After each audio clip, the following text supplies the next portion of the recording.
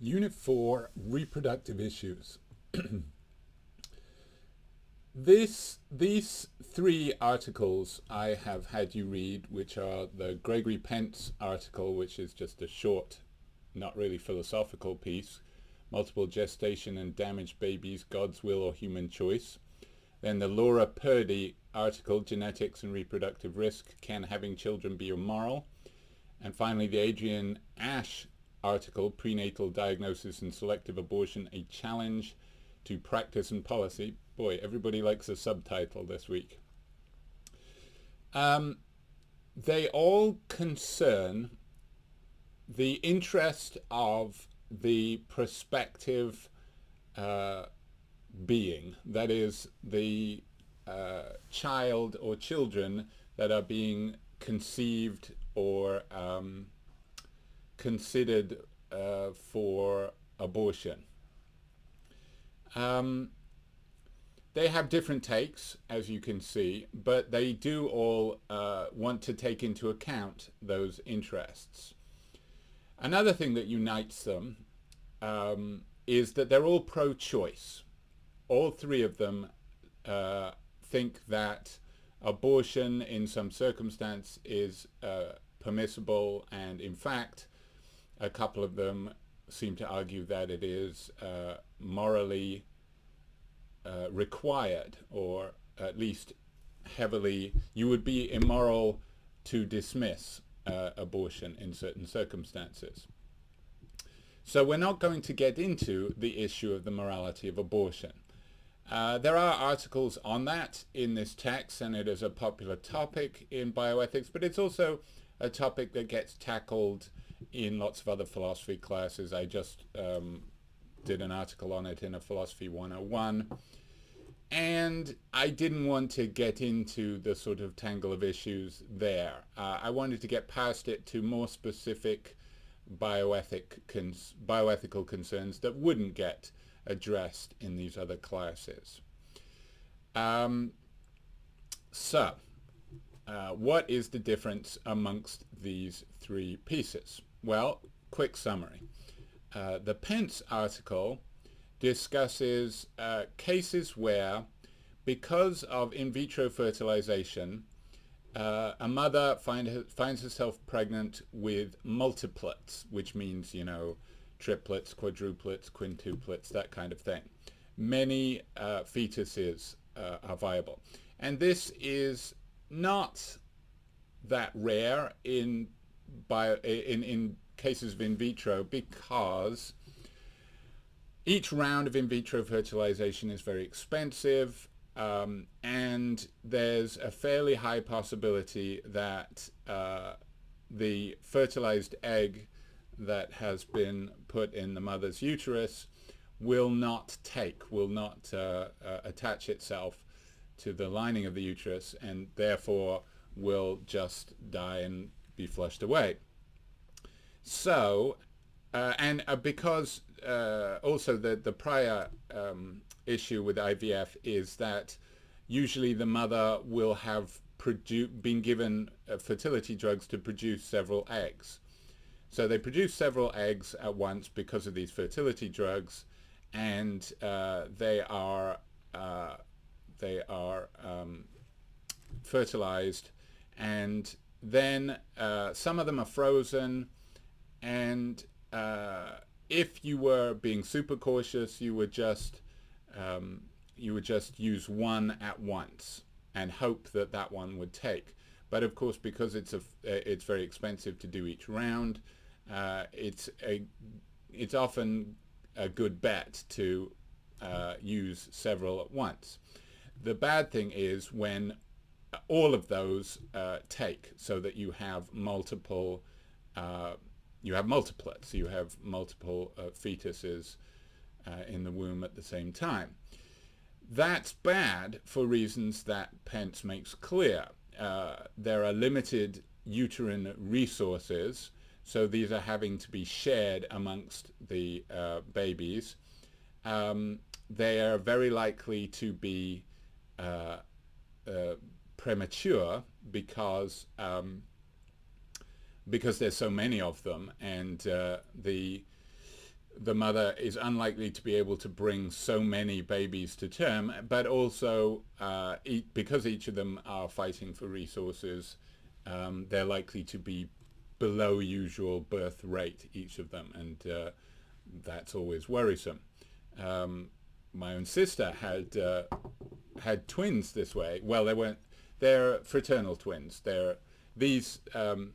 Actually, in the case of several of these, you get a combination of fraternal twins, which is where they're, unique embryos put in at the same time. But also in the case of, for example, Suleiman, who was referred to as Octomom, if you remember, you were probably too young, many of you.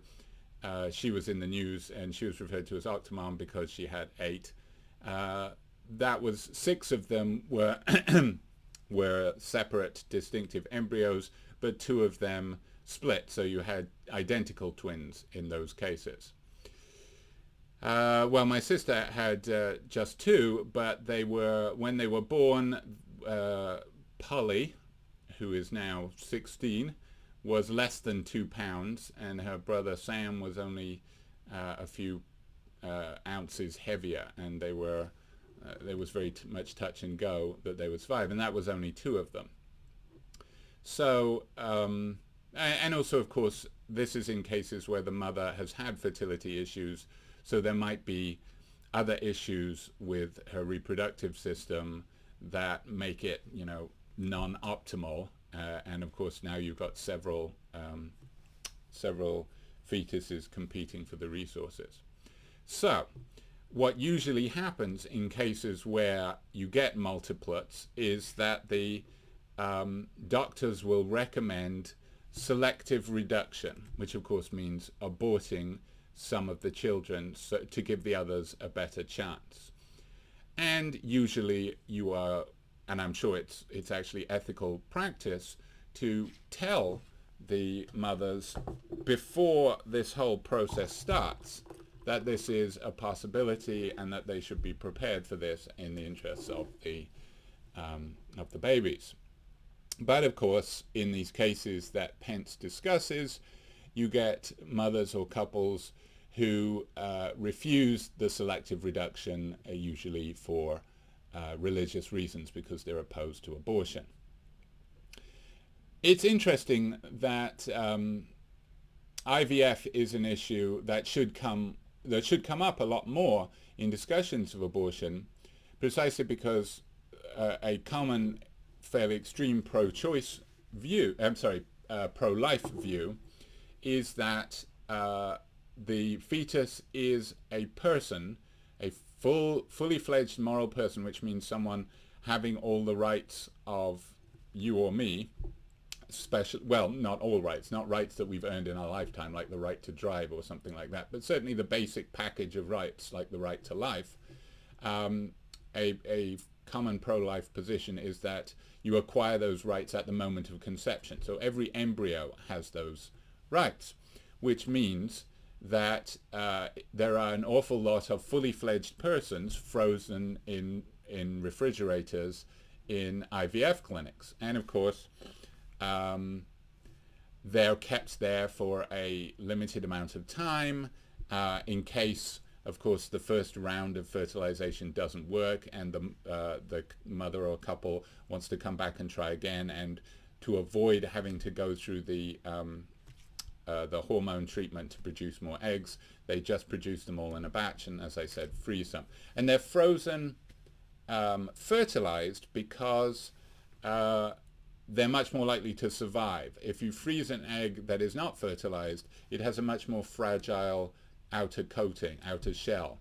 One of the things that happens when an egg becomes fertilized by a sperm is that its shell automatically hardens to repel any competing sperm who are on their way.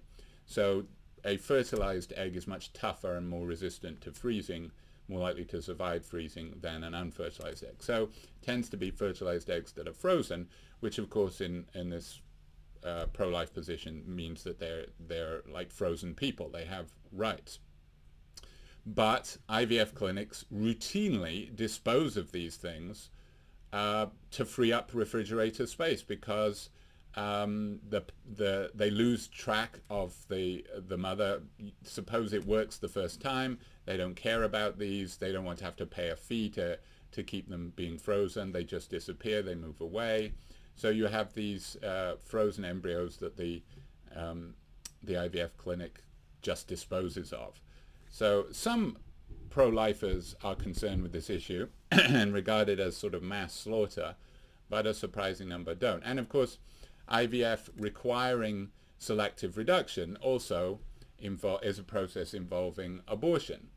Now, you don't have to go through with it. They're not going to do it against your will, as we see in the cases of the McCoys and the Goslings and Mandy Allwood and so on. They're not going to force you to do that, but they are very much recommend you to do that for the good of the fetuses. And as we saw in the case of Mandy Allwood, who was the English mother who had 8 or 7 or 8, he doesn't seem to be clear. This was in 1996. She was offered a large cash bonus for a tabloid if all made it to term. So she refused selective reduction, because if she had selective reduction, she wouldn't appeal to the tabloids, because she'd just have a regular number. It's only 8 or 9 that is of interest anymore, and they all died. Now, we don't know if they wouldn't have died anyway, but Pence is heavily implying that if she'd had selective reduction, she would have at least had 2 or 3 healthy children come to term. But as a result of not selectively reducing, all of them died. So what the doctor would say in that case to the pro-lifer is, as a result of you refusing to do this, more persons died than if you had done it. So the Pence article, he explicitly says, my real worry concerns the children's well-being. So he is opposed to allowing these multiplets to come to term, because even if they survive, as we see in the case of the McCoys, Joel, Nathan, and Alexis had serious problems. I don't know if some of these names are famous to me. I don't know if they're still famous. Probably the most famous multiplets case of all is the 1934 Dion septuplets. They were internationally famous. They were Canadian. This was quintuplets, 5. This is they were all incredibly famous. They all came to term, and the children were exploited by the Dions were very poor. This was the Depression, and this was their sort of cash cow, or the attention they got from having 5 children at once. Now, of course, this wasn't IVF. This was natural, because this was pre-IVF. But Pence disapproves of this case because they were exploited, even if they weren't unhealthy. One of the, I think, funniest movies ever was made sort of referring to the Dion quintuplets case. It's called Miracle of Morgan's Creek. It's an old black and white movie, but you won't have heard of anybody in it. But please check it out if you can. I think it's absolutely hilarious. Miracle of Morgan's Creek, and it's a reference to, there's even a joke in it that that doesn't name the Dion septuplets, but it's about an American woman who has 6, and Canada is not happy about this because, of course, they had the Dion quintuplets.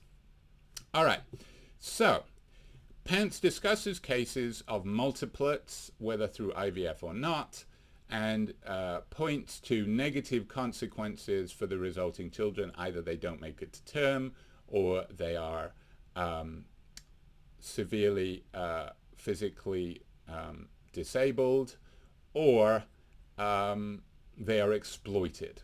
Or, another bad effect he points to is neglect for the children that the parents already had. I believe the McCoys already had at least one or two kids. And certainly Suleiman, Octomom, had children already. Now, the one case where I'm not quite sure what his complaint is the Goslings, which are probably most famous now because they had a TV series. Was it called 8 is Enough or something? And I think he's just kind of appalled at the reality TV nature of it and how these kids' life was just plastered across the public consciousness, and also at the behavior of the parents. He seems to suggest that these are parents who shouldn't have been allowed to have any children because they were so juvenile and petty and they didn't seem to care about anyone but themselves. Which, of course, made for great reality TV. So, Pence ends, the last couple of sentences of the article is, in 2002, the President's Council on Bioethics, this would have been under George W. Bush, said that there should be a federal law against originating a child by cloning because of possible harm to the baby. Yet when the McCoys, Goslings, and Suleimans create disabled children, they are glamorized. Something seems a kilter here. So what he wants, I think Pence's point is that the IVF industry is just presented in a solely positive light as a means whereby people who could not otherwise have been blessed with children are able to have their dreams fulfilled, and it's only good because we're getting children to loving parents who really want them and who wouldn't be able to get them otherwise. And he wants to say there's a dark side to it, and that if you don't follow the directives of the doctors, then you are causing great harm to the children that result, or you're just not having children that you would otherwise have had. In the case of, for example, Mandy Allwood, if she'd selectively reduced, she would have had at least one healthy child, he suggests, though we can't know. But because she didn't, they all died. And one caustic comment that stood out for me that Pence said, the McCoys in particular were very religious, and the reason they didn't reduce was because they didn't want to have an abortion. And the resulting disabilities of Joel, Nathan, and Alexis McCoy, they said were God's will. And what Pence seems to suggest is that you're just justifying your behavior by appealing to God. But if we were to really take that seriously, you shouldn't have had IVF in the first place, because apparently if we can read God's will off what happens, then God made you unable to have children, at least after your first child. I think they had children before. God had prevented you from having babies, so you shouldn't have had IVF. If you take seriously this idea that you're doing God's will, that what happens naturally is God's will, then don't use IVF, because that's an unnatural procedure.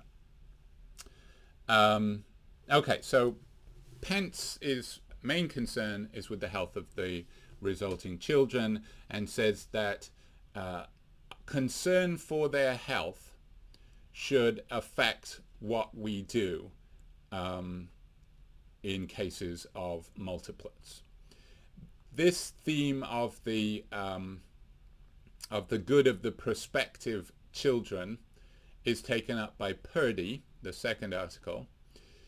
And what she says is, I want to defend the thesis that it is morally wrong to reproduce when we know there is a high risk of transmitting a serious disease or defect.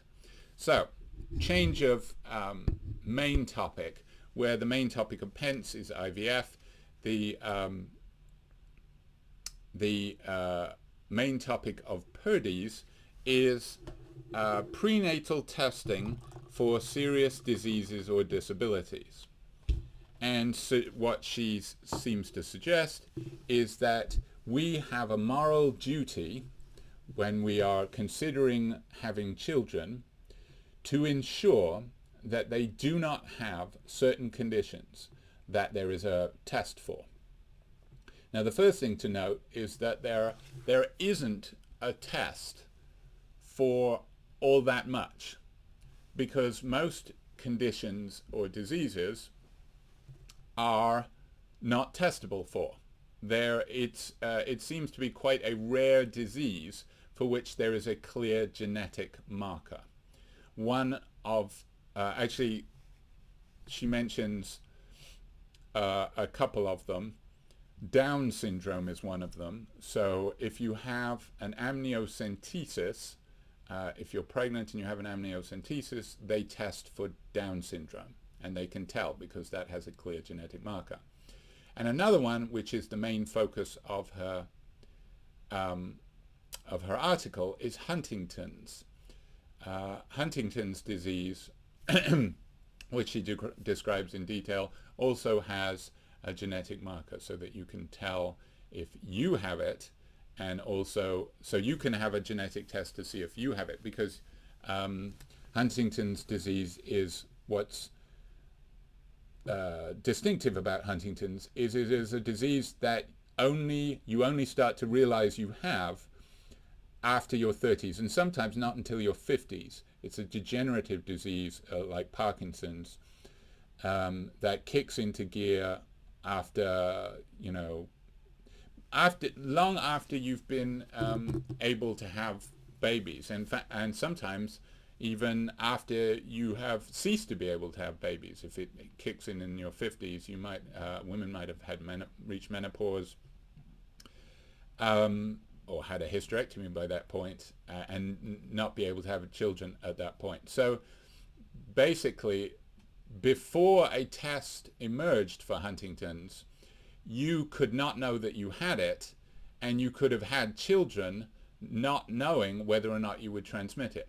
You might not even know that your parent had it. You might have, it's possible that you have children before your parent manifests symptoms. And because it is a genetically transmitted disease, but you only have a 50% chance of getting it if a parent has it. So your parent might not know if they have it. They might know that their parent had it, but they might not know if they have it. They have you, and before your parent even shows symptoms, you could have had children. So that used to be the deal with Huntington's, but they came up with a test thanks to, who was it? Nancy Wexler, in March 1993. The defective gene was discovered. So it is a genetic disease, a disease that you have a marker for.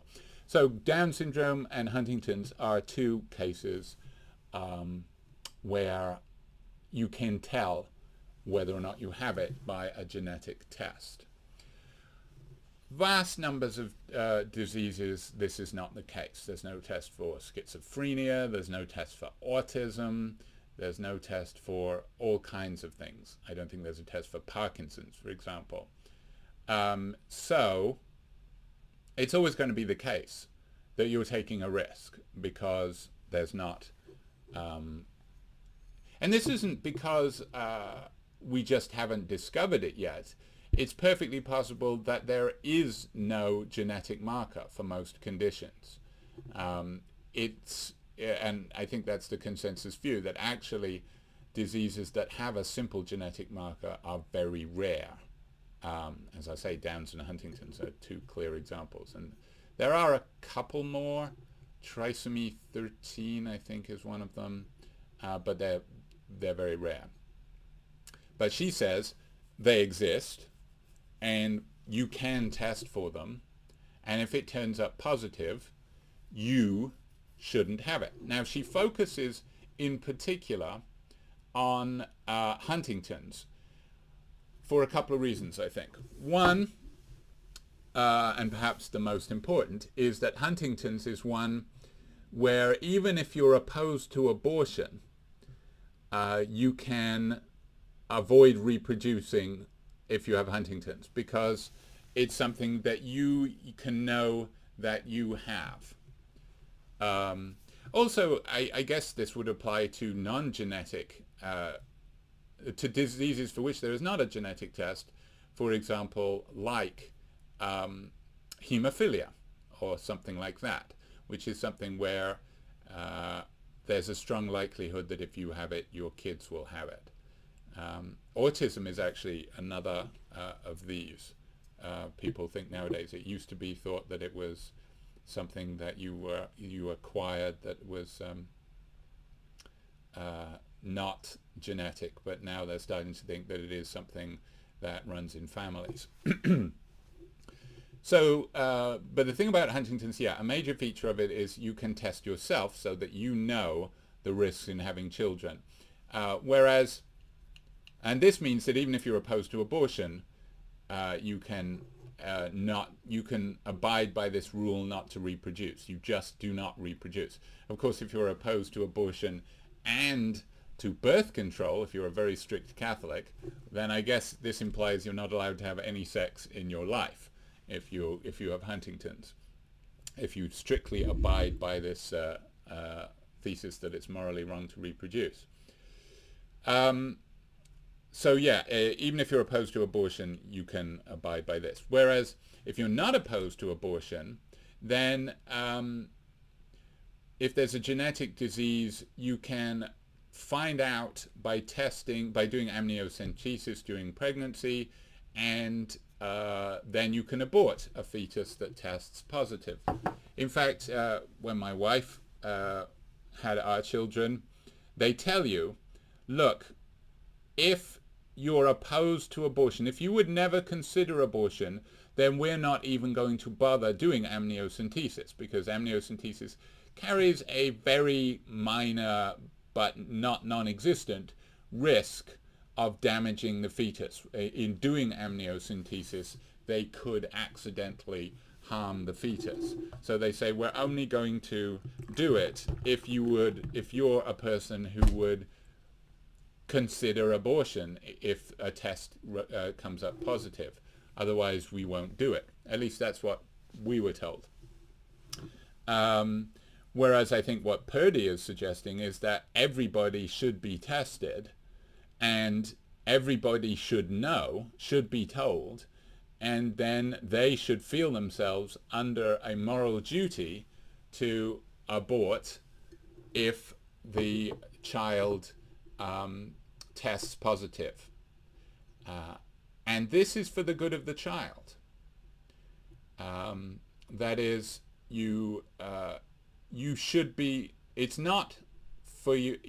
I think it's considered in most cases that the parents are thinking of themselves. Certainly raising a severely handicapped child or a child with any disability creates a stress on the family. It stresses financial resources. It takes up extra time. You have to do things for the child that you wouldn't have to do for a normal child, helping them to get dressed, helping them to bathe, things like this. And it might be a lifelong commitment. So, with normal children, they leave home and go and live independent lives. But if it's a severely disabled child, they won't be leaving home. You will have to care for them your entire life, or pay for care for them.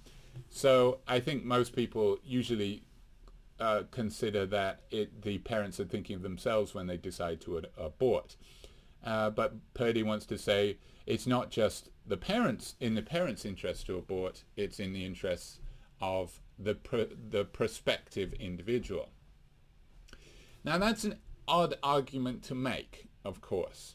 And this comes up in, there are actually very rare cases of lawsuits called wrongful life lawsuits. You're probably familiar with wrongful death lawsuits, where when somebody sues a company for causing the death of a relative wrongfully through negligence or something like that. But there are very rare cases where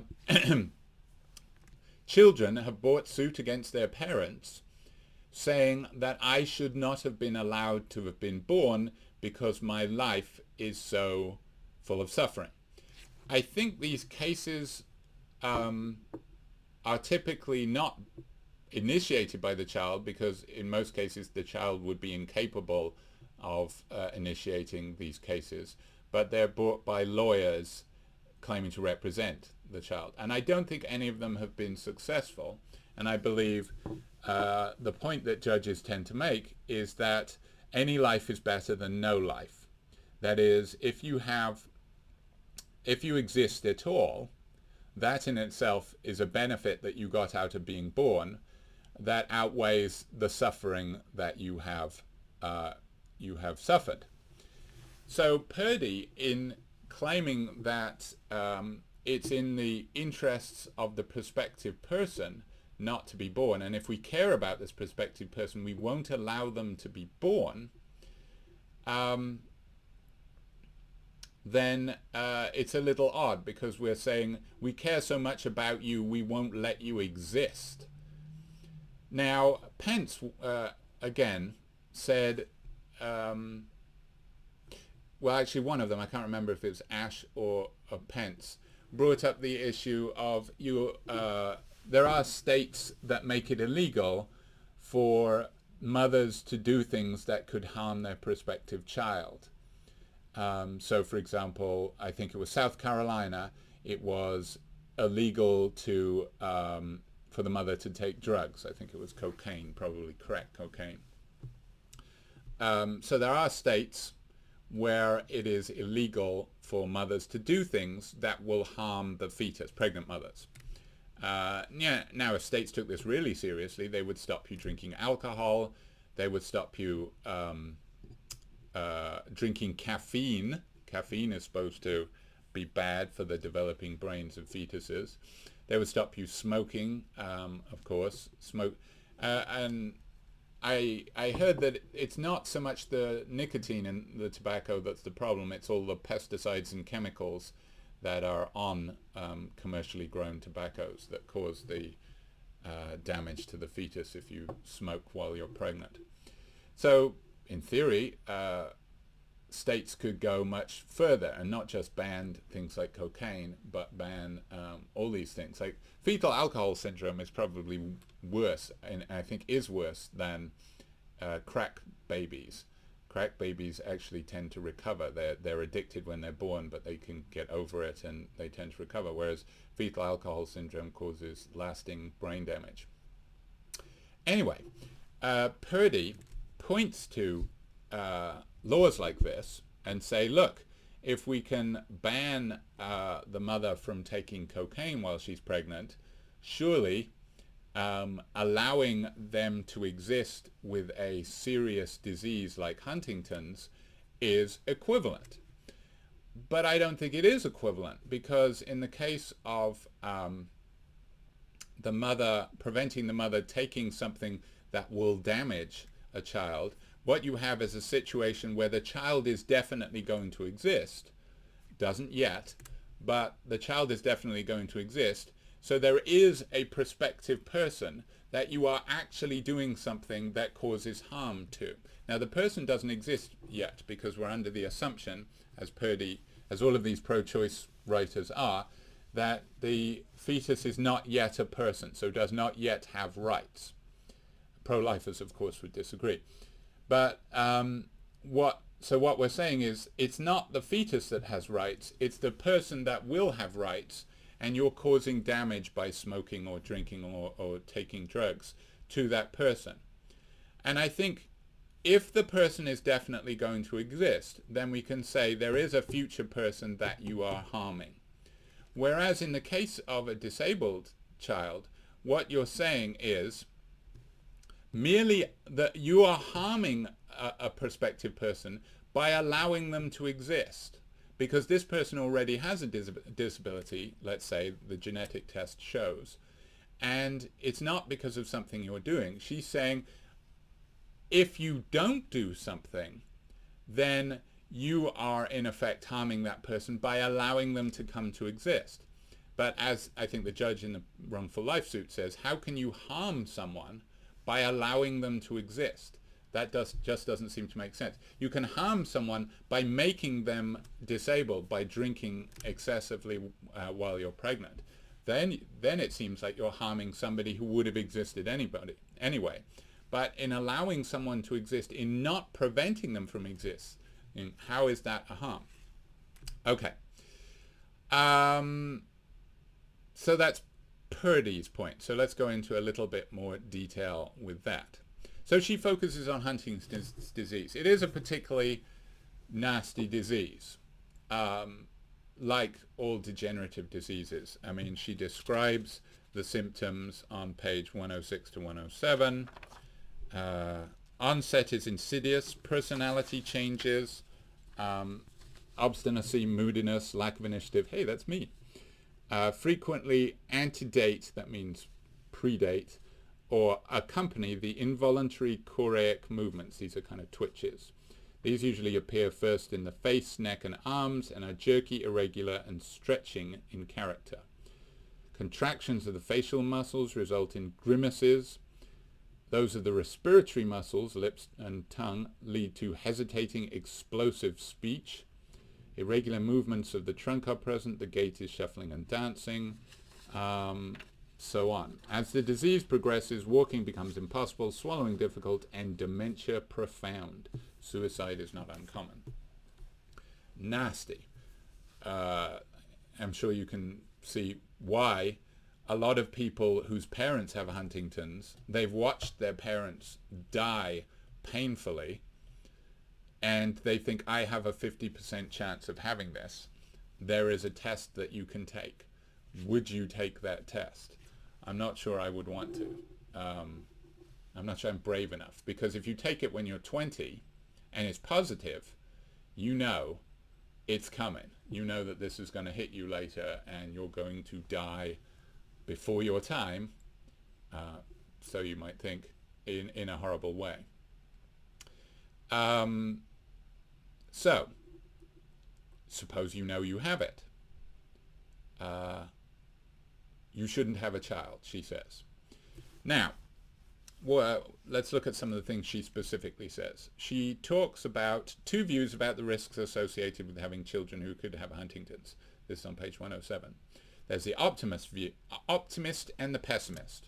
The optimists point to diseased persons who have lived fruitful lives, as well as those who seem genuinely glad to be alive. And she gives the example of someone called Rick Donahue, who has a similar kind of disease, which is called Joseph family disease.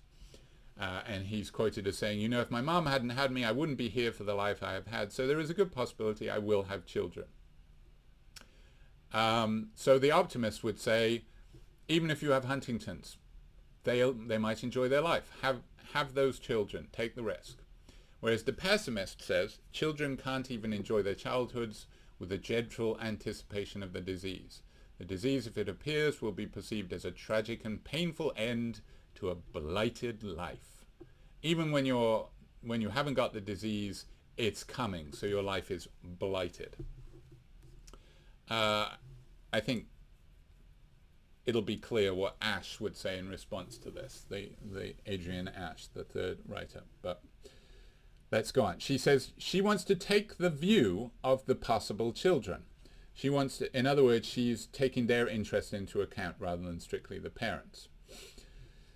And as she says on page 108, we ought to try to provide every child with a minimally satisfying life. This is an important concept for Purdy. And she says, she just mentions two ethical theories. Utilitarianism, we should already know what that is. And there's also something called contractarianism, which is a theory we didn't look at, but the basic idea is that the rules of morality are sort of rules that we have come up with as we come up with laws in a society. That is, you think of society as a system of cooperation where I give something, but I obeying the laws, and I get something, the benefit of the law's protection.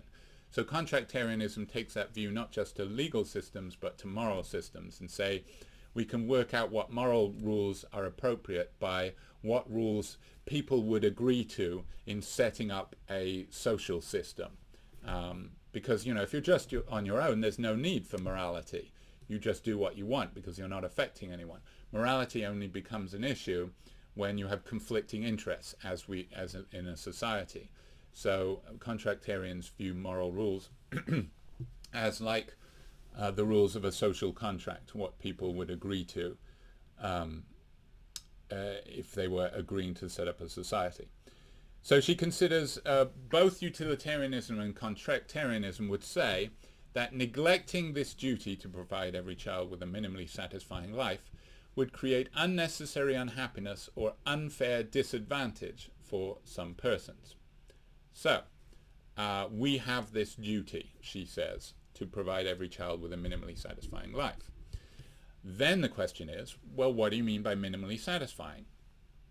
What does that mean? Does that mean, does that mean that poor people should not be allowed to have children? They have a moral duty not to have children. And I've heard some people argue this, that if you are poor, you should not have children. But are they saying, the word should can be interpreted in different ways. One way to interpret should is just that it's inadvisable. Like, I don't know, you shouldn't get a reverse mortgage or something like that. It's a risk.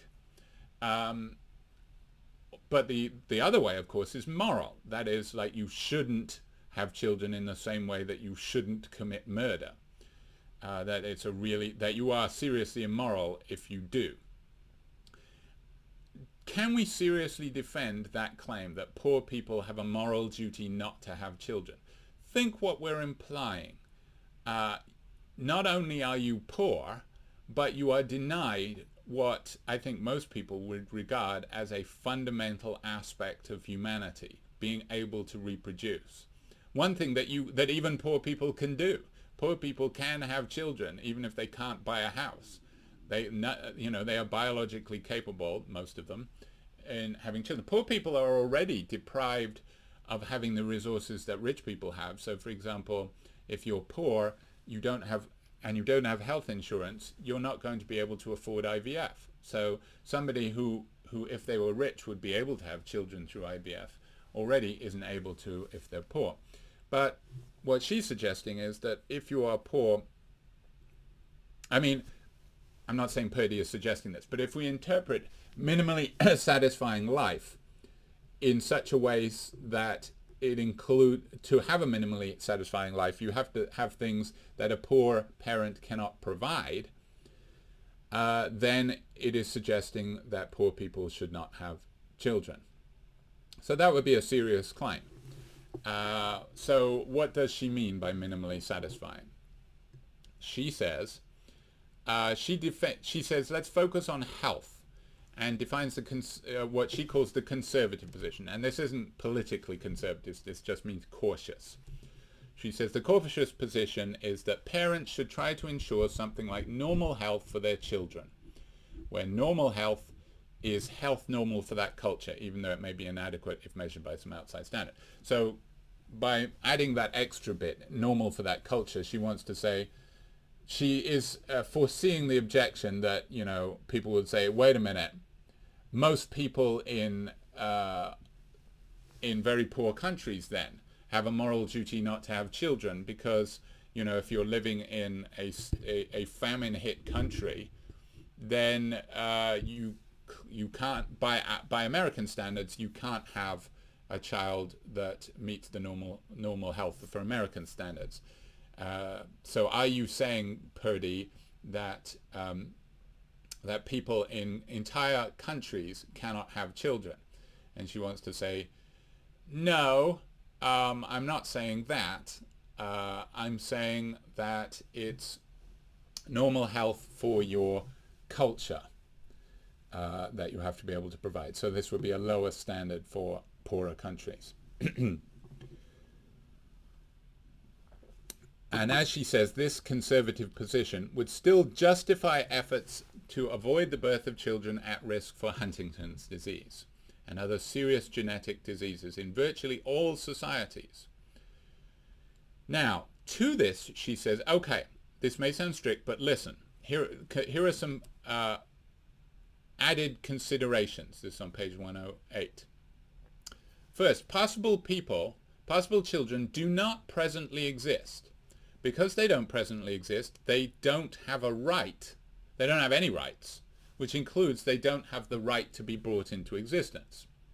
Notice what because that would be a weird thing to claim. If possible children had a right to be brought into existence, then this might imply that every fertile woman should be required by law to have as many children as she is capable of. Because if she doesn't, then there's a possible child who's being denied a chance at life. So that makes sense to say that possible children do not have a right to be brought into existence. Thus, no one is maltreated by measures to prevent their conception. So she wants to say, you're not treating anybody badly by preventing them existing. This seems to be true. But what she wants to say, on the other hand, is that, in fact, you are looking out for their interests in not bringing them into existence. But I don't see how possible children can have interests if they don't have rights.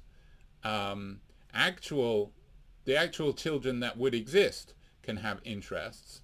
And she wants to say, I guess she would say that the actual children, we want to prevent actual children suffering. And we can do that without violating the rights of potential children. But on the one hand, you're talking about the actual children, and on the other hand, you're talking about the potential children.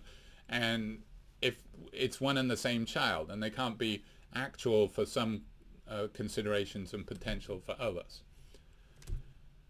She contrasts her view with what she calls a laissez-faire approach that brings into existence the lucky, but only at the expense of the unlucky.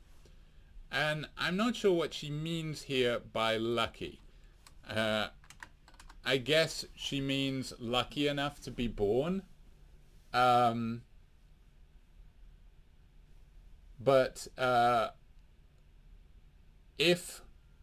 again, that seems to undercut her point.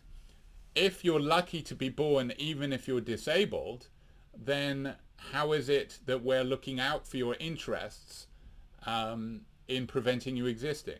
If you're lucky to be born, then we can't have been looking out for your interests in preventing you being born. So I don't understand her terminology there. She points out, though, that there is a conflict between her principle that those who might pass on Huntington's disease should not have genetically related children, and the right to reproduce, the right of parents to have children. She says, following one principle of not having the children is going to come into conflict with your right to reproduce. So she's saying that somebody who has, suppose someone with Huntington says, you're telling me I shouldn't have children. What about my right to have children? There's a conflict there. But she wants to say, sure, okay, but then let's look at why you have children. What am I denying you if I say you can't have children? She says, well, why do you want children? Okay, experiencing family life. You can have that, she says. You can have that with adoption. You can have that with sperm or egg donation. The only thing you cannot have is you cannot have genetically related children to you, because they'll have the gene for Huntington's disease, or they'll have a 50% chance of having it. But if you want a family life, you can have it. I'm not preventing you have that. It's just that you have to adopt. Well, what are some other reasons? Validation of parents as individuals within a continuous family line. Yeah, you can't have that, because the continuous family line is the genetic line. But she says, wanting to have the genetic line continued is not particularly rational when it brings a sinister legacy of illness and death. Why would you want your family of Huntington's disease sufferers to continue? Again, I think Asch is going to have something to say about this. Yeah, in fact, Asch would say, you're focusing only on the Huntington's disease. You're not focusing on every other aspect of life. And this is particularly weird when we're talking about Huntington's disease. Remember, Huntington's disease doesn't hit you probably until you're 50. So you can live a full life. I mean, if it turned out my parents had it and I didn't know, I might start having Huntington's disease. And I've already lived a pretty full life. Not full enough that I'm ready to die right now, I admit, but I've had a life that was untouched by disease, where I've got to do all kinds of things. I mean, I've had students who've died suddenly, students who've died in their, age 20, just died of aneurysms. Do their parents wish they'd never had them because they died age 20? I'm sure that thought occurs occasionally because of the extreme pain in losing a child when they're just 20. But only occasionally, and I'm sure the vast, vast, vast majority of people would say, absolutely, I am glad I had my child, even if I only got my child for 20 years. And the child would say that they were glad they existed. So there's something a little weird about Purdy's position, that she's saying, because you get this disease for, let's say the earliest cutoff at 30, the rest of your life was a mistake. You shouldn't have existed. Now, presumably what she would say is, but look, you would have had another healthy child instead, possibly. Although not in the case of these Huntingtons. In the case of these Huntington's people, they don't get to have any children. But in cases of genetically testing for disease, suppose I genetically test for a disease and it comes up with some fatal disease, and then I don't use that embryo, I use a different one, suppose it's IVF, and it turns out that that embryo is safe. Now in that instance, I am substituting a healthy life. Remember, suppose I only want one kid, and I'm only going to implant one of these embryos, and I test one of them and it comes up positive for the disease, so I don't implant that one, I implant another one. The other one wouldn't have existed if I'd implanted the first disability one. So in that case, it's a choice between a longer, healthier life or a shortened, disabled life. And then you can say you have something better. You have the longer, healthier life. Whereas in the case of Huntington's disease, it seems like you don't get to have any children because of the risk. Well, if you're prepared to do abortion, she says, because you can test with Huntington's, actually you could do that. A parent could get several embryos, or could just get pregnant and then test it in vitro, and if it comes up negative, then you're okay, then you can have the child. So that would be a case where you would be substituting a healthy life for a life with Huntington's. Now, Asch is going to have something to say in this, in response to that, as we shall see. Other justifications for wanting to have children, proving that one is an adult or cementing a marriage. As she says, there are other ways. That's a pretty bad reason to have a kid anyway. Providing economic stability in the future. That is, a lot of people, particularly in poor countries, have children so that the children will work and provide for them in their old age. In countries where there aren't any pensions, the only way that you're going to survive when you're old is if you have children to look after you.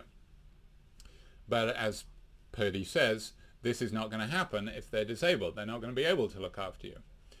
A desire for immortality is one more reason. Obviously, it's not actual immortality, but you're passing on your line. And in that respect, you are, in some sense, immortal. You live on in your children. Well, not if your children reject everything you stand for, as some children do, but... and she says that desire cannot really be satisfied anyway, and people need to face the fact that what really matters is how they behave in their own lifetimes. Okay. So the effect of the discovery of a reliable genetic test for Huntington, she says, those at risk who wish to have children can get tested. Those who are opposed to abortion must be especially careful to avoid conception if they are to behave responsibly. Those not opposed to abortion can responsibly conceive children, but only if they're willing to test each fetus and abort those who carry the gene. What about those who cannot face the test for themselves? They can do prenatal testing and abort fetuses who carry the defective gene. Of course, if there are fetuses with a defective gene, that tells you you've got it. She denies that there is a right not to know. Remember I said, suppose you, your parents have, a parent has Huntington's, there is this test. Would you do it? And a lot of people say, no, I have the right not to know if I have it. She says, it seems to me that such a right could be defended only where ignorance does not put others at serious risk. So if you're not going to have children, fine, don't do it. But if you are, so if people want genetically related children, then they must do whatever is necessary to ensure that affected babies are not the result. In sum, until we can be assured that Huntington's disease does not prevent people from living a minimally satisfying life, individuals at risk from the disease have a moral duty to try not to bring affected babies into this world. Now she does have a qualifier. Society has a corresponding duty. So, yeah, some duties are relative to your social situation. So, for example, suppose we said that all parents have a duty to send their kids to a good school. In countries where all schools are private and very expensive, then poor people don't have this duty because society is not in a situation to enable them. They're not in a situation to enable them to carry it out. But in societies where there's good state education, then you do have this duty because you are able to, because society has held up their end in order to provide you with a good education, to provide the possibility. So it's very little effort on your part in ensuring that for your kids. So you should. You can't just keep them at home selfishly and lie about their existence to the state. So society has a corresponding duty to facilitate the behavior she suggested by making testing and counseling available and guaranteeing that pregnancies are voluntary. Again, she's pro-choice. Pronatalism is eradicated. Presumably that's the idea that everybody has to have children, that you are a bad woman if you don't have children. And women's reproductive choices are respected. Okay, so that's Purdy. Okay, now let's look at Asch. Now, Asch begins her article with quotes from Wirtz and Fletcher and Schucklink, which is, as you may have noticed, one of the editors of the textbook, but obviously who also wrote an article. And they are both arguing that it is wrong to test for certain things with an eye towards aborting.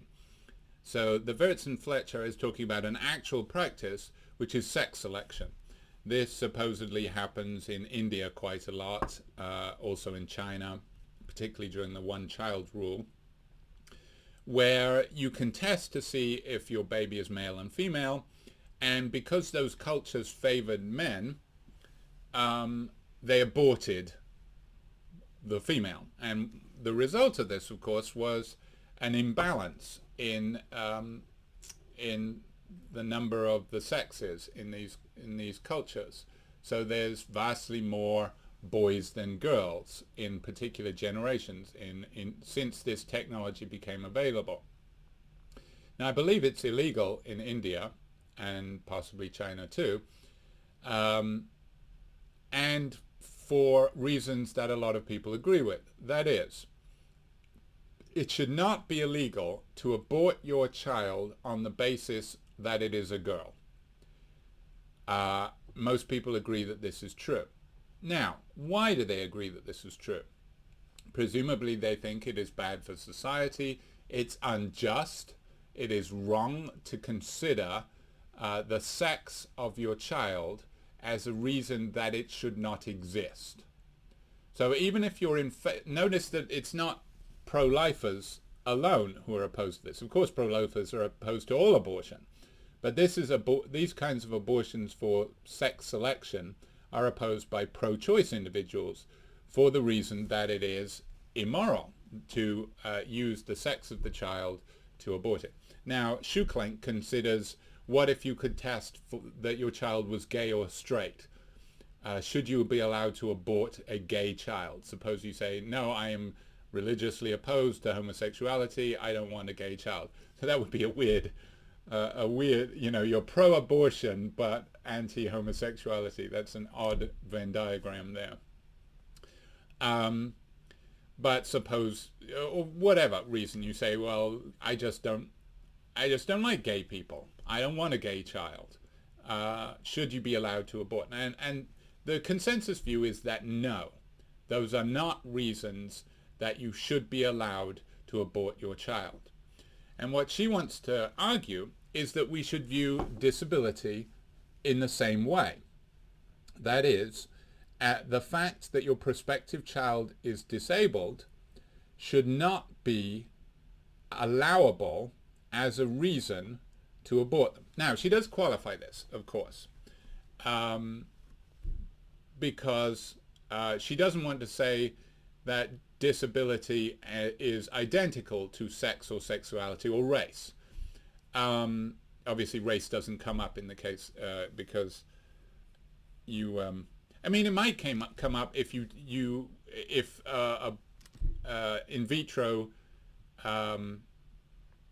in vitro companies just randomly selected their embryos so that you had several embryos implanted and you didn't know if some of them were of the same race as you.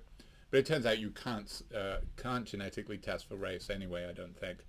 But suppose you could, we would probably say that it's wrong to use that as a reason to abort. I would hope you would say that too. So so the first move Asch is making is saying, notice that we don't think that we think that there are a lot of things that, even if we're not opposed to abortion, we think there are a lot of reasons that are wrong as reasons to abort a child or not allow a child to come into being. And what sex it is and what sexuality it is are obvious examples. So why she wants us to think maybe disability should be like this too. And what she says, what this will encourage us to do is think about disability not as a harm to a child, but to think of disability, to think of disabled people as forming a minority group in the same way that, say, gay people do. That they are a minority group with rights and a right to exist, and their interests should be taken seriously and respected. They shouldn't be viewed as mistakes. They shouldn't be viewed as worthless and a reason not to exist. Now, of course, Purdy is going to say, but wait a minute. I'm not saying that they're bad in the way that, I'm not saying that this person is bad. I am saying that they will suffer.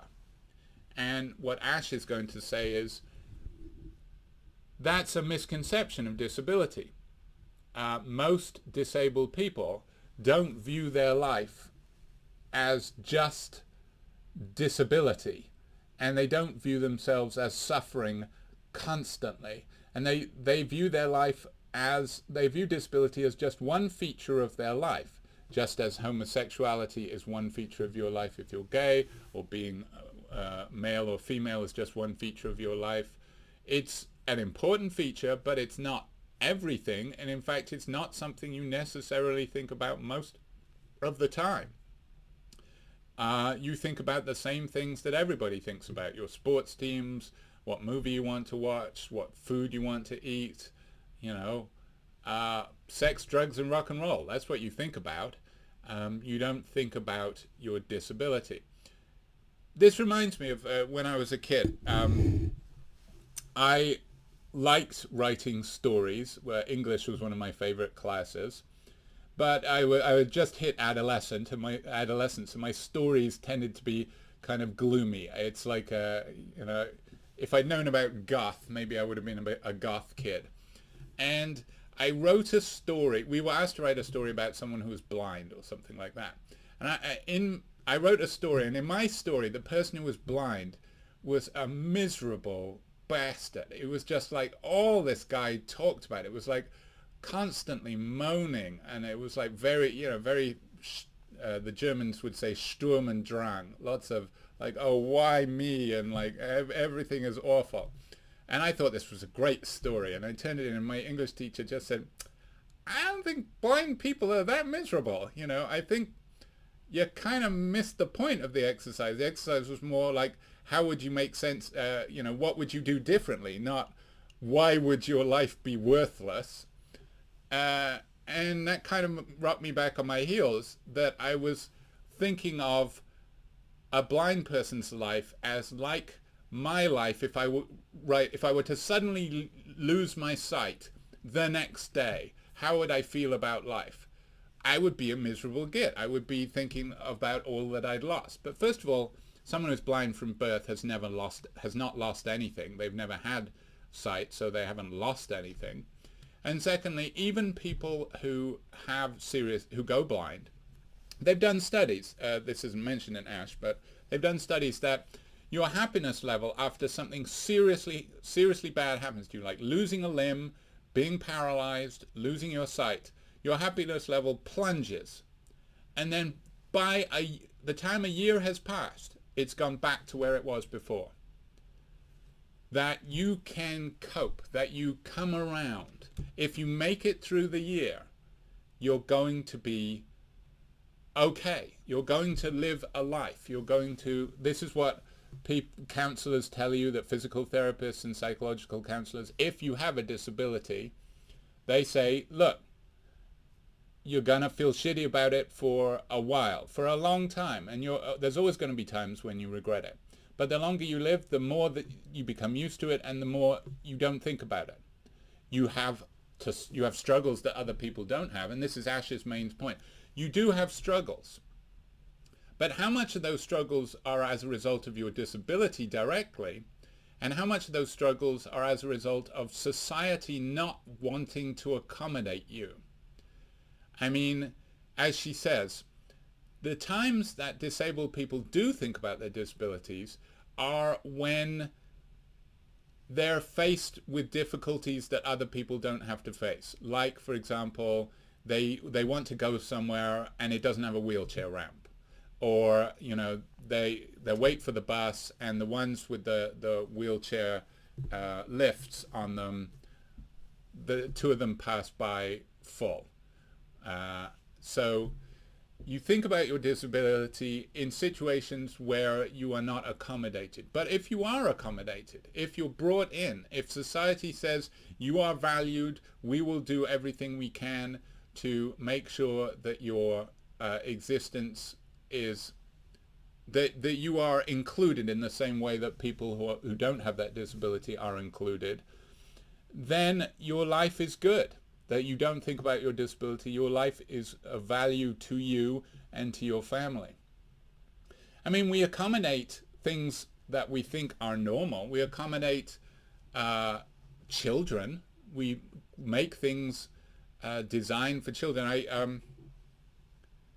can't remember where it was. I visited a building that had been an elementary school and that had been converted to some other purpose, and it was funny using the bathrooms, because all of the toilets were so tiny and so low because they'd been designed for children. We design things for children. We don't say you are stupid little people. You're going to have to suffer our big people furniture until you grow to until you become normal sized. We say, no, it's okay for children to be small and we're going to accommodate them.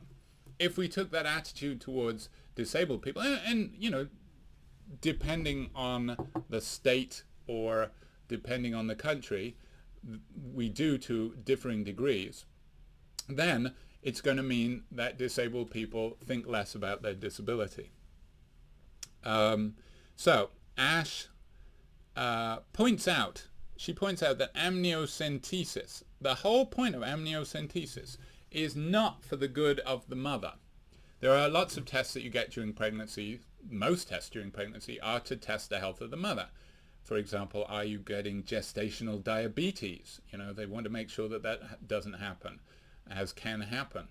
So they do all these regular tests on you, your blood pressure, blood tests, and so on. But amniocentesis has nothing to do with the health of the mother. This is entirely to test for things like what Purdy is advocating for, Down syndrome in particular. And isn't this just like sex testing? Because what you're doing is you're testing for, is your child undesirable? And if it is undesirable, then you get to abort it. So just as we condemn Asch is arguing, just as we condemn the idea that we should select male or straight fetuses, so we should condemn the idea that we should select normal fetuses. Now the obvious objection is that disability is different. People don't object to being gay or female, but they don't want to be disabled. I certainly don't want to be disabled.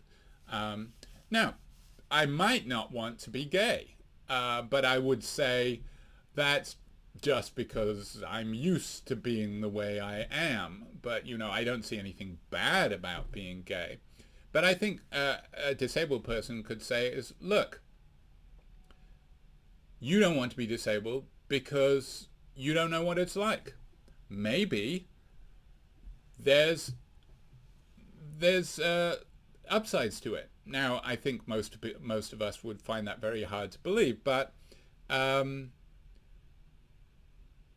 there are quotes of, yes, on page 118, for example, more than half of people with spinal cord injuries, paraplegia, report feeling more positively about themselves since becoming disabled. More positively.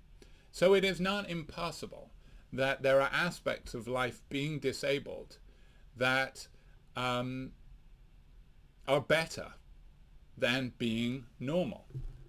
It's just different. This comes up in the issue, what we're touching on with the Asch article is a whole area that you can take entire courses on. There's Philosophy 170, for example, which is disability studies. So we can't really do justice to it in just one article, but one of the issues in disability studies is, for example, oh my God, a cochlear implant that it is assumed that deafness now can be cured by installing this thing called a cochlear implant. It's like in your ear, and it enables you to do something like hearing. And there's a drive to ensure that children born deaf have them implanted. Deaf people typically don't want this.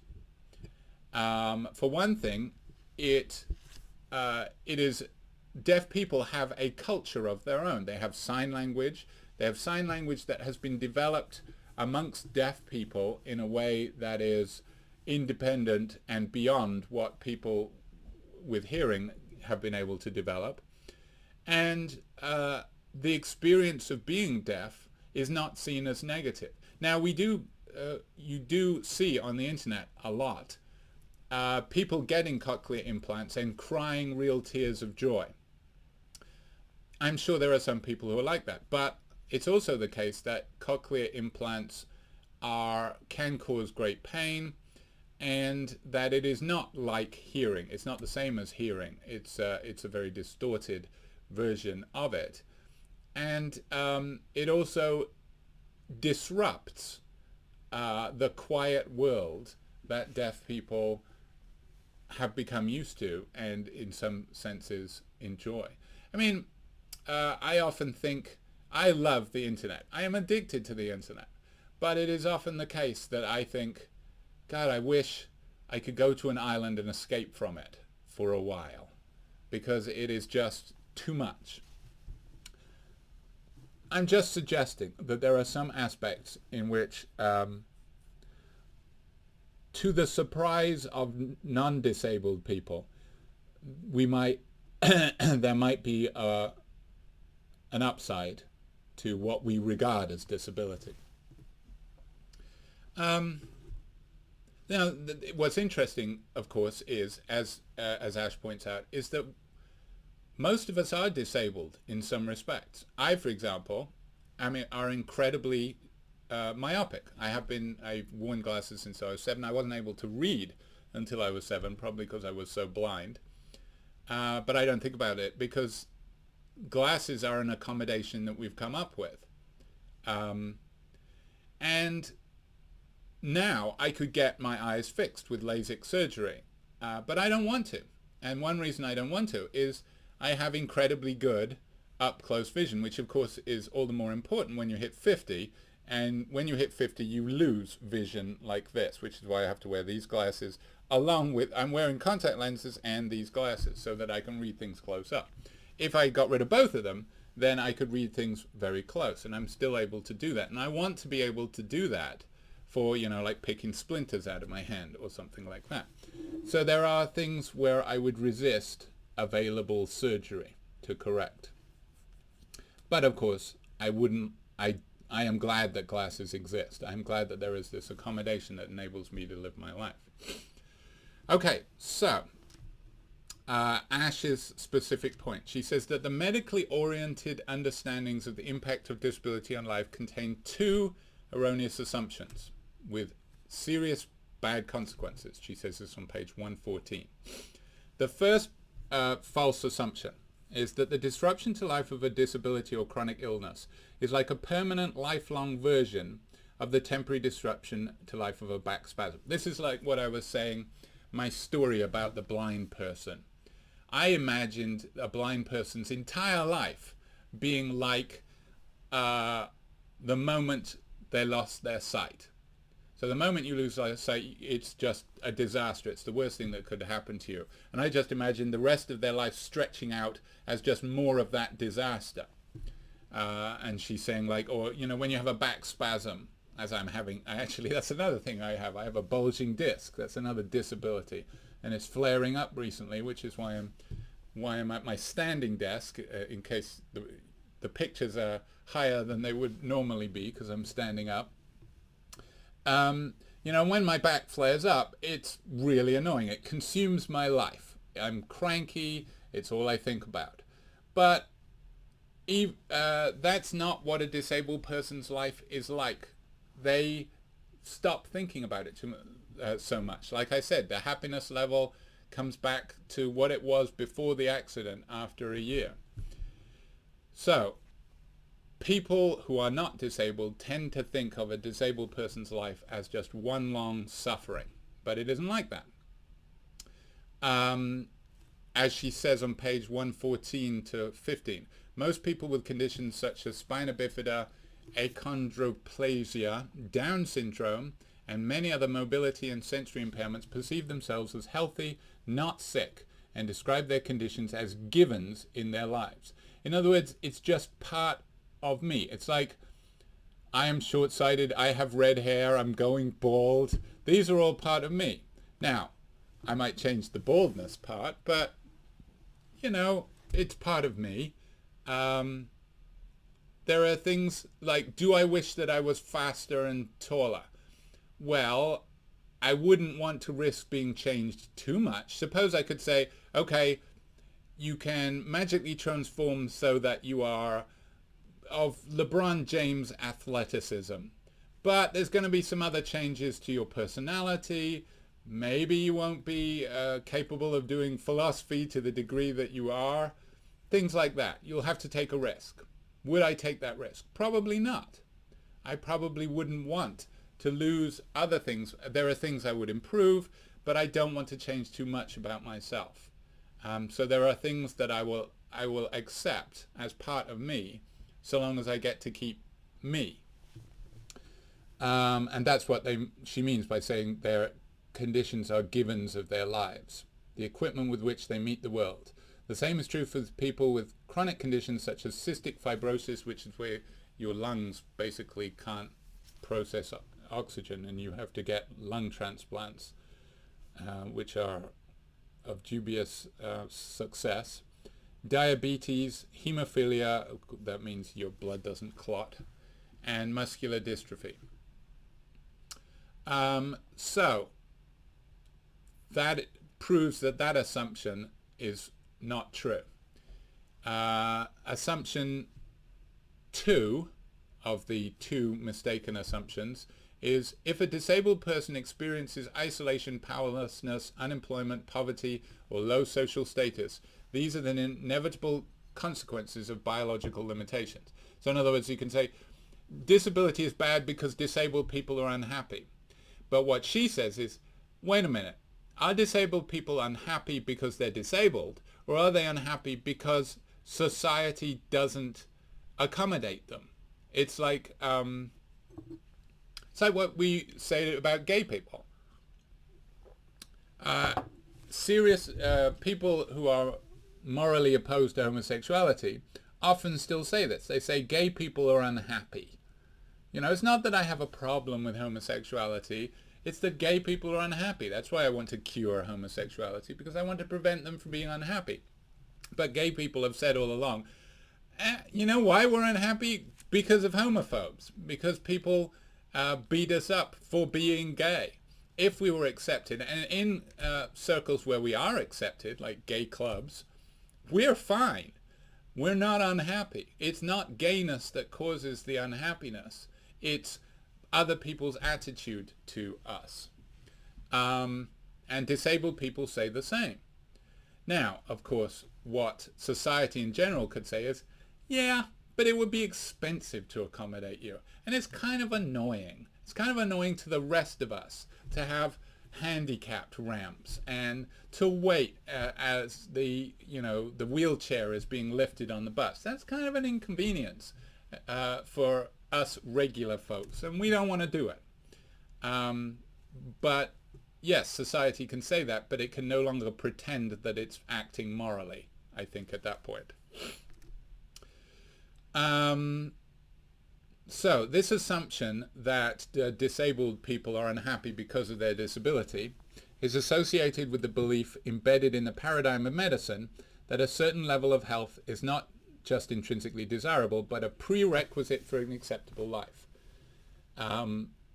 This is obviously like Purdy's concept of a minimally satisfying life.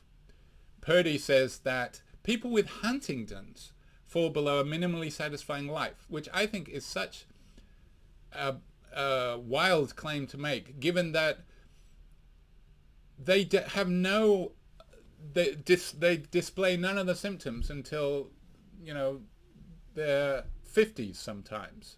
So their entire life, including 50 years, displaying no symptoms, is considered minimally dissatisfying just because of the way it ends.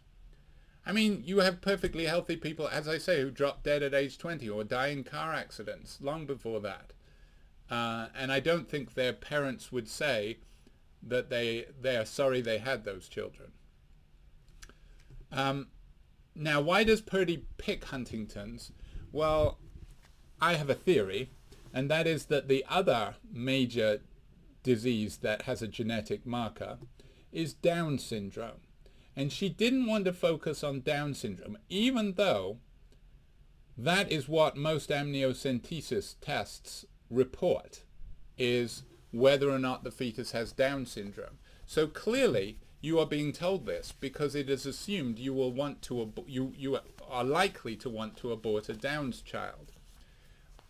But of course, people with Downs are happy. That is one thing that seems obvious to most people who observe Downs individuals. They seem extraordinarily happy. I remember having this discussion when I was a teenager with a friend of mine. It was pretty politically incorrect, but he said that he pointed out that because we were on the street at the time, and this parent and a Downs kid walked by, and he commented that If I had a disability, I'd want it to be Downs because they always seem so happy. And they certainly don't regard their lives as bad. They regard their lives as good. They're their lives. And it's only other people who regard them as somehow failing to meet their standard of normalcy that are going to make them feel bad about themselves. Because otherwise they're not going to. They're going to be happy people. And I think it's interesting that Purdy did not pick Down syndrome when, in fact, of course, that's the number one thing that that people are looking for in amniocentesis. And I think this serves Asch's point very nicely, that really this kind of abortion, selective, genetic testing leading to abortion, is kind of a genocide of people with disabilities. That is a strong word, and Asch doesn't use it. Asch is very cautious and very low-key. She wouldn't use strong language like that. But disability activists certainly use language like that. Purdy would say in response, of course it's not a genocide, because we're not talking about actual people. I'm not saying that you should kill disabled people. I'm not saying that you should kill... I'm entirely in favor of making life of disabled people as good as possible. I'm sure Purdy would say this. I'm entirely in agreement with all the things that Asch says we should do to society. Make accessible playgrounds. Make sure that TV characters there are disabled people on TV. Like that, there was what was that show called One Day at a Time or something that had a Downs kid in it? That was very successful, but it's just one TV show. There should be lots more TV shows. As Asch points out, there are 54 million. She's writing in 1999, so there's a lot more Americans now. So therefore, probably a lot more disabled Americans. But in 1999, 54 million people with disability. That is a huge chunk of the population. And they should be more evident in society. They tend to be hidden away. It's only when you take disability classes that you find out that everybody knows. Everybody has a relative with a disability. Everybody knows somebody with disability, and yet we don't see them. They are largely invisible in wider culture, and Asch would say that is a sign of a defective culture that is not trying to accommodate people, that is in some way discriminatory against these people, in the same way that we would be discriminatory against gay people if we aborted children that would turn out to be gay. So, instead of the medical paradigm that says that disability is just suffering because it fails to be normal health, we should have a minority group paradigm, which she says is implicit in the Individual with Disabilities Education Act and the Americans with Disability Act, which was passed under Bush 1, not a particularly progressive president, but he signed into law the Americans with Disability Act, which takes the view, which views people with disabilities in social minority group terms, examines how societal arrangements, laws, rules, means of communication, characteristics of buildings and transit systems, the typical 8-hour workday, exclude some people from participating in schoolwork, civic or social life. Okay, wow, I've talked a lot.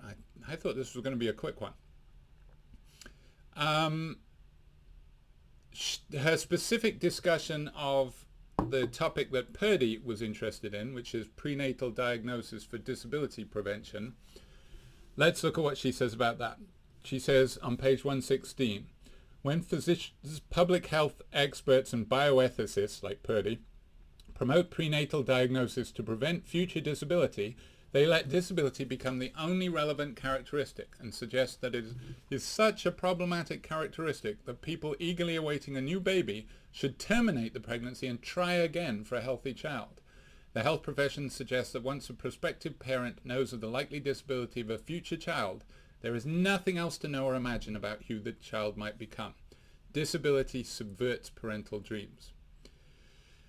Now, what she says is instead of seeing that as an instant disqualifier for a happy life, you should, the genetics counselors should present to pregnant women who have with childs who've tested positive for this with accounts from adults who have the condition or families of children families raising children with the condition, because she says if you talk to them, they have a much more positive view of a life with this condition than doctors do.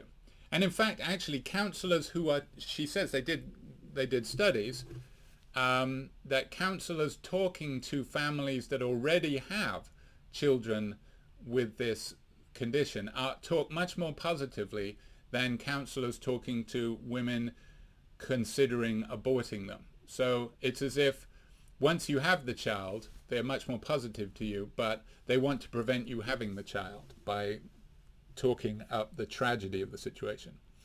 Now, what are the rationales for prenatal testing? She talks about these on page 117. Why should we test for disability? 1, cost to the child. This is Purdy's rationale. But consider that the child is being preempted, so no life at all is being considered better than a life with disability. But of course, the vast majority of disabled people would not say that they would be better if they haven't existed. Also, the number one thing we're testing for, that we can test for, is Down syndrome, and it's not obviously a cost to the child because they don't see themselves as suffering. The child would say, if you ask the child, you know, are you happy? A child with Downs is very likely to say, yes, I am happy, provided that they are loved. If they are not loved, then they'll be as miserable as anybody who's not loved. So what about the cost to the family? This is obviously another rationale. Now, of course, raising a disabled child is seen as very expensive. If you're a single mother, it can be very difficult, that kind of thing. Botkin, quoted on page 119, says parents are harmed by their unfulfilled expectation with the birth of an impaired child. This seems to me a dubious thing to focus on, because if you have children, you will know that they're not going to be what you expect. I hoped that my elder child would love old movies and we'd go together to see old movies. He won't even sit down and watch a TV show with us. He would much rather watch things on YouTube in his room than watch TV with us. Do I wish, therefore, that I had never had that child? Do I wish that I had known this in advance so that I could have aborted him? No, of course not. He's just different from what I expected. So, do I have unfulfilled expectations? Absolutely. Does that mean that he should never have existed? No. Pence makes comments about the effects of them on the McCoy siblings, you know, the elder children who got ignored because of the strains of looking after so many of these kids, including disabled kids.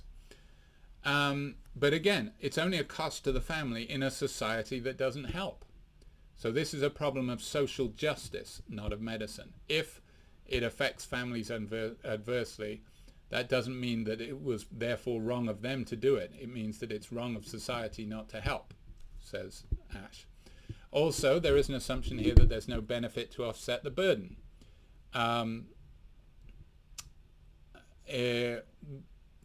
But as anybody who has more than one child knows, they're different. And there are unique aspects to each of them. There are things that you never expected out of either of your children if you have two. And what one child gives you, the other child doesn't.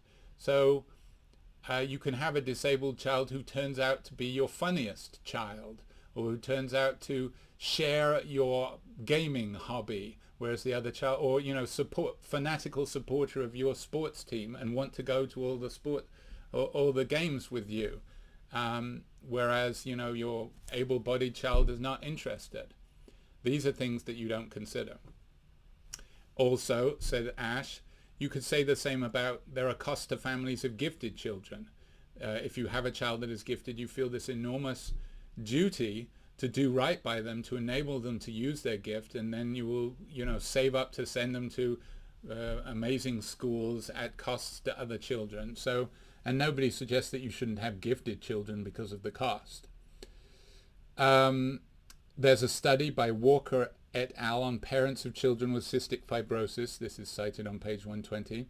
Contrary to suggestions that mothers of children with cystic fibrosis feel guilty and inadequate as parents, the mothers in this study reported levels of parenting competence equal to those reported by the mothers of healthy children. So maybe it's not such a cost to the family. Also, contrary to the beliefs still much abroad in medicine, bioethics, and public health, recent literature does not suggest that on balance families raising children who have disabilities experience more stress and disruption than any other family. Having a family is stressful. Disability doesn't really change that. That's page 120. Finally, final rationale for testing is cost to society. Remember, Pence pointed out that the Suleiman children were raised on public assistance. He's clearly implying that we shouldn't have to raise your kids. You shouldn't have had them. But the vast majority of disabilities cannot be tested for, says Asch. So there is small cost saving in money or human resources to be achieved in even the most vigorous determination to test every pregnant woman in the country. People are still going to get disabled. People are going to have spinal cord injuries. There are things you can only really test for Down syndrome and a couple of others. So you're not going to save much cost to society. She questions the worth of this test. So she says there are two convictions that she has and that she wants to share. It's on page 117. This is Asch. Life with disability is worthwhile. It doesn't fail to be minimally satisfying. It can be maximally satisfying even if you have a disability. And two, that a just society must appreciate and nurture the lives of all people, whatever the endowments they receive in the natural lottery. She says this on page 117. And on 123, she talks about educational programs. And she says they must change to fit the people who exist in the world, not claim that some people should not exist because society is not prepared for them. Then there's the final section, starting on page 120, talking about how professional practice should change if we take seriously the minority group view of disabled people. In particular, familiarity with disability should be much greater. That is, genetics counselors who are going to be talking to prospective mothers whose kid has tested positive, whose prospective child has tested positive for some disease, should meet with families and families raising children with this syndrome and with adults and talk to them so they get an idea not what health professionals imagine their life is like, but what they know their life to be like, so that they can give a much more well-rounded and less prejudiced view of what it's like to be a disabled person. And she finishes with that little thought experiment from Gliedman and Roth, who are the forefathers of this minority group paradigm view of disability, where they imagine a visitor from a country that takes from an advanced industrial society who genuinely respects the needs and the humanity of handicapped people. What would they expect to see and not find in the United States? This little thought experiment tells us what we should change. Because everybody says they respect handicapped people, but why are they trying to eradicate handicapped people then? If you value their lives and think that they're great, then ask them, do you think you should exist? Would you, as a handicapped person, abort a handicapped child?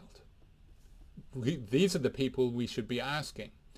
There was a show, there were all kinds of shows. There was a show that I haven't seen but I heard about, which is about little people, that is, people with dwarfism, who wanted children with dwarfism because they knew how to raise them. What do we think about that? Should they be allowed to abort normal-sized fetuses to ensure that they get those, or would that be disrespectful? Well, if we think it would be disrespectful, then maybe we should think the other way around, that we shouldn't abort children who are not like us if we are healthy. Okay, there you go. I've rambled on far longer than I thought, so let's cut it short there.